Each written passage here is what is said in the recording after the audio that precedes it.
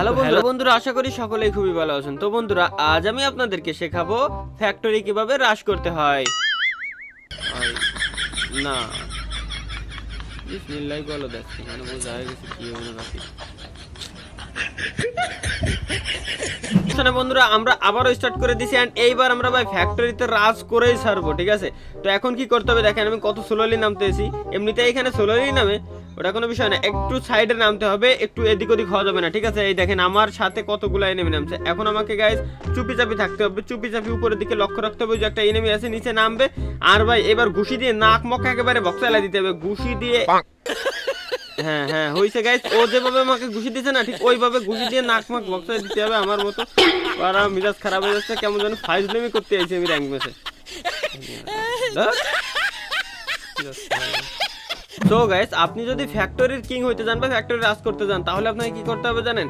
সিধা ফ্যাক্টরি থেকে 360 ডিগ্রি অ্যাঙ্গেলে গুল্লি দিয়ে এইভাবে ক্লক টাওয়ারে নেমে যেতে হবে। কারণ ভাই আগে আমাদের ক্লক টাওয়ার রাজ করা শিখতে হবে, ঠিক আছে? তাহলে আমরা পারবো ফ্যাক্টরি রাজ করতে। তো ক্লক টাওয়ারে মোটামুটি আকার এখানে লুট ফুট নিয়ে নিলাম। আর এখন ক্লক টাওয়ার শেষ করার পরে আমরা ফ্যাক্টরিতে আসছি, এখানে একটা এনিমি দেখতে পাচ্ছি। তো ওইটাকে পাট্টাটা হেডশট দিয়ে একেবারে শেষ করে ফেলছি গাইস এখন ওইখান থেকে, ঠিক আছে? তো এখন একটু গুল্লি মুল্লি দেবো আমি এখান থেকে, কারণ এটাকে পরে এডিট করে আমি মন্টেজ ভিডিও বানাবো, ঠিক আছে? পরে মন্টেজ ভিডিও বানাবো, ঠিক আছে? তো হয়ে গেছে আমাদের এখন ফ্যাক্টরি প্রায় আমাদের রাজ করা শেষ ভাই। ওই হেডশটটা দিছি মানে আমরা এখন রাজা, ঠিক আছে? আর আমাদের মারবে কে, ঠিক আছে ভাই? আর ড্রোনে এনিমি দেখতে পাচ্ছি দুইটা, ওরা টিমিং করছে এখানে। তো আমার কাছে M29 আছে, এখন হবে রাজ। হবে না রে, হবে না রে, বাদ দিয়ে দিতে হবে ফ্রি ফায়ার খেলা। রাজা নয়, খয়রাতির মতো বাঁচার চাইতে ফ্রি ফায়ারই বাদ দিয়ে দেবো। তো বন্ধুরা, আপনি সাপোজ র্যাঙ্ক ম্যাচ খেলতেছেন ডুওতে, ঠিক আছে? আর আপনার সাথে মানে আপনাদের দুইজনের সাথে প্রচুর পরিমাণে এনিমি আসছে ভাই, প্রচুর পরিমাণে। তো তখন আপনি কি করবেন? তখন ভাই কিছু না, সিধা আপনার অ্যাঙ্গেলটাকে চেঞ্জ করে 360 ডিগ্রি অ্যাঙ্গেলে ঘুরায় নেবেন আপনি যে লোকেশনে যাচ্ছেন ওইখান থেকে।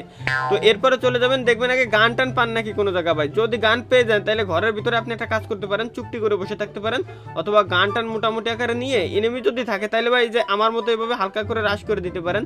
আর বালপাকনা যদি টিমমেট থাকে তাকেও বলেন রাশ করতে। কারণ কি শুনবেন, বালপাকনা টিমমেট যদি থাকে তাকে রাশ করতে কেন বলবেন? তার আগে এনিমিটাকে আমি শেষ করিনি, এনিমি একটু লাফাচ্ছে বেশি, ঠিক আছে? ওরে ওরে ওরে জুম করে মারতে হবে। হ্যাঁ, এটাকে আমি অলরেডি ডাউন করে দিছি গাইস, ঠিক আছে? এখন কি করা যায় এটারে আগে কিলটা কনফার্ম করে দিন, এরপরে বাকিটা আমি আপনাদেরকে বলতেছি যে টিপস অ্যাড দেবো। তো এটাতে লুট করে নিই। লুটের কি আছে, শর্ট গান কিছুই নাই, বালদৌর মেজাজ খারাপ হয়ে গেল, ভালো লাগে না। ও সরি, আমি তো রেকর্ডিং করতেছিলাম গাইস। যাই হোক, ওই যে একটা কোপানি শুরু করছে আমার অলরেডি, আই মিন মারা শুরু করছে অলরেডি আমার। এখন ও ওই সাইডে আছে। ও মাই গড, কি হেড দিছি!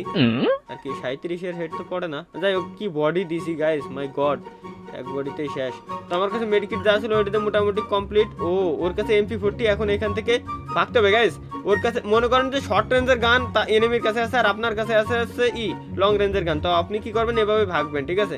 আর টিমমেট মরে যাইতে দিতে হবে, তার কারণ আছে টিমমেট যাতে আপনাকে লাইক দিতে পারে, এই কারণে। আর এখান থেকে আগে ভাগি, তো এখান থেকে আগে ভাগে আমি আগে লবিতে যাই, লবিতে যাওয়ার পর নতুন ম্যাচ স্টার্ট দিই। এইভাবে সারাদিনে 50টা ম্যাচ খেলতে থাকি। আসলে হয় না আমার, মরার ভিডিও হয়ে যায় ডেলি।